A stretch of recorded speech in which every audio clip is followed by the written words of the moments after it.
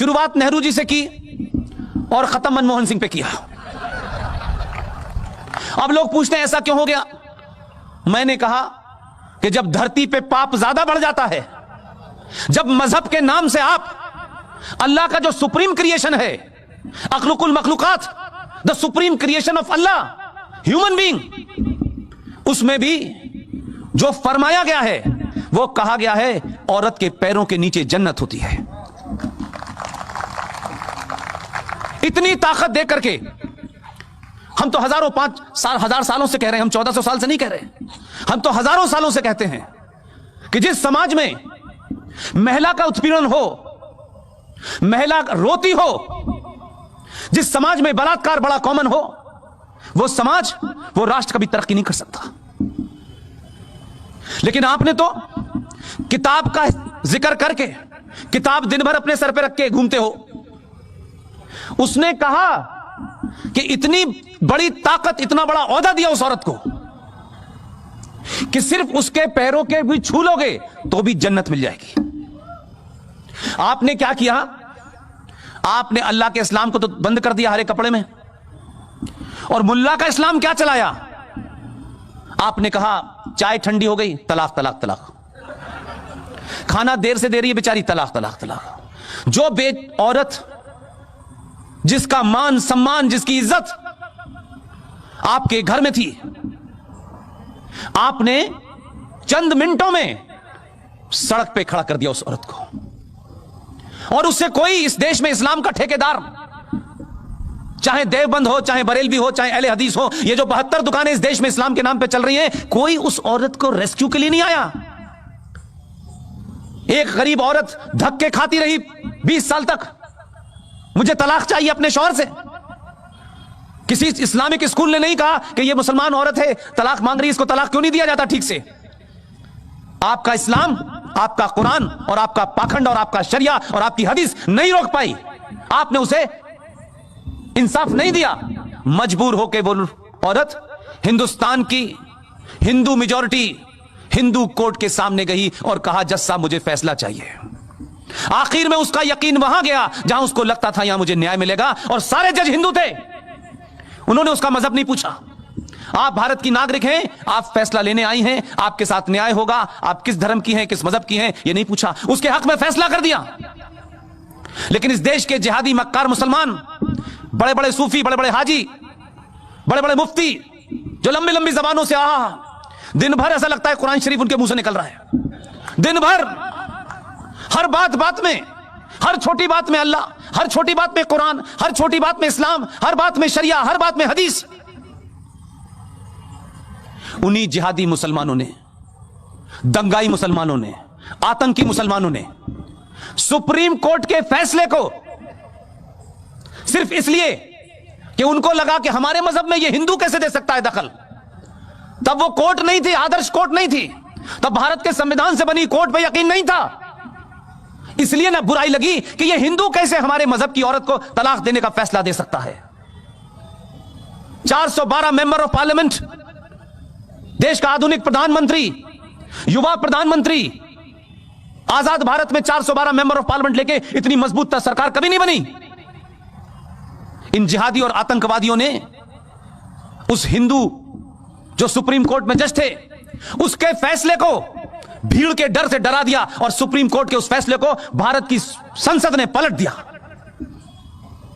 यह थी इनविजिबल सत्ता, यह वो ताकत थी जो पिछले 70 सालों में इस देश में लोगों ने प्राप्त कर ली थी।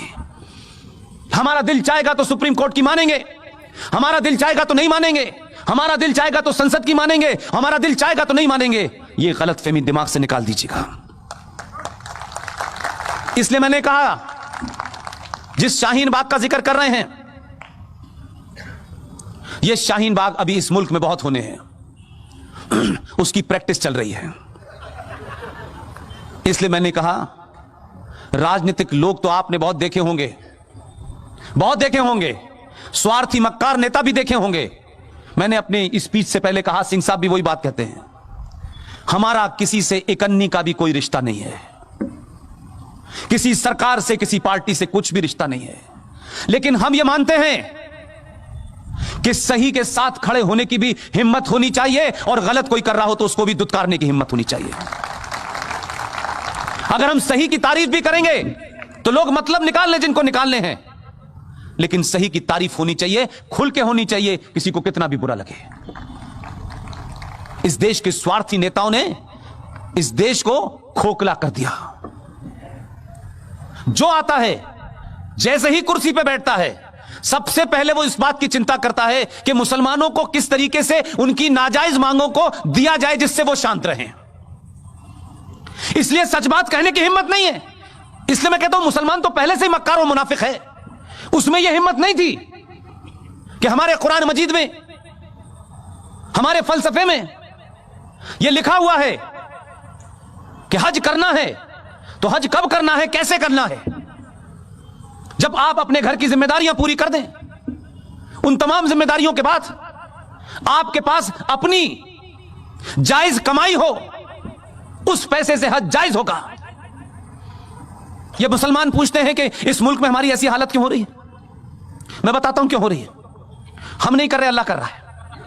इसलिए कि आपने अगर हिम्मत होती, मुसल्लत ईमान होता, तो कम से कम 500 इस देश के मुफ्ती मौलाना बास वक्त पे आते कि हिंदुस्तान की हुकूमत, ये जो काफिर हैं, इनके टैक्स के पैसे से हमें सब्सिडी दे करके हज पे भेजती है, ये नाजायज है, हम ये पैसा नहीं लेंगे और हज हम अपनी ईमान की कमाई से करेंगे। अब मैं दूसरी बात कहता हूं, हमारी कमाई से, हमारे टैक्स से हज करोगे, तुम्हें दिखाई नहीं दे रहा, अल्लाह को पता है, इसलिए वो आपको जलील कर रहा है। और हमारे लिए उसने कहा कि मैं ये आदमी भेजता हूं कि ये कम से कम मुसलमान जलील काम ना करें। वो आया, उसने कहा मुसलमानों तुम ईमान बेईमान हो, लेकिन 2014 में उसी अल्लाह ने मुझे भेजा है तुम्हें रास्ते पे लाने के लिए। इसलिए बिना इस बात की चिंता के कि कितने मुसलमान खुश होंगे, कौन सा वोट बैंक मिलेगा, उसने कहा वोट बैंक जिसको चाहिए वो जेब में रखें। अगर वोट बैंक की राजनीति उसे करनी है तो उसने कहा कि मैं क्यों नहीं करूंगा, मेरे पास तो 90 करोड़ है।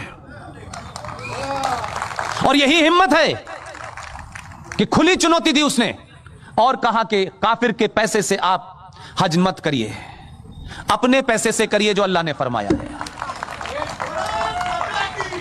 अब अगर वो ये करता है तो कुछ जाहिल मक्कार मुसलमान क्या कहते हैं, ये एंटी मुस्लिम है। इसलिए मुसलमान होना सिर्फ नाम रफीक रखने से मुसलमान नहीं होते, या कोई खास किस्म की विधि करने के बाद मुसलमान नहीं होते। इसलिए मैंने कहा ईमानदारी से सच बोलो। इस मजमे में अगर 1 लाख भी मुसलमान हो तो पुष्पेंद्र इसी आवाज में बात कर रहा होता।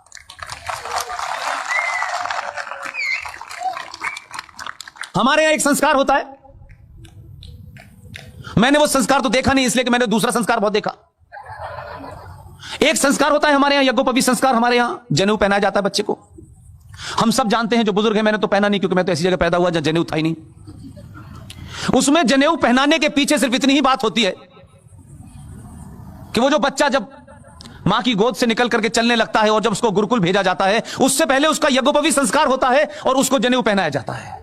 और उसमें ये उसको हिदायत दी जाती है कि ये छोटी बच्ची, बड़ी बच्ची, ये मां, ये सब जो भी हैं, जितनी भी महिलाएं हैं, या तो तेरी बहन हैं या तेरी मां हैं। जब तक तुम्हारी विधिवत शादी ना हो जाए तुम्हें ब्रह्मचर्य का पालन करना है और हर औरत और हर लड़की को अपनी बहन और मां की आंखों से देखना है।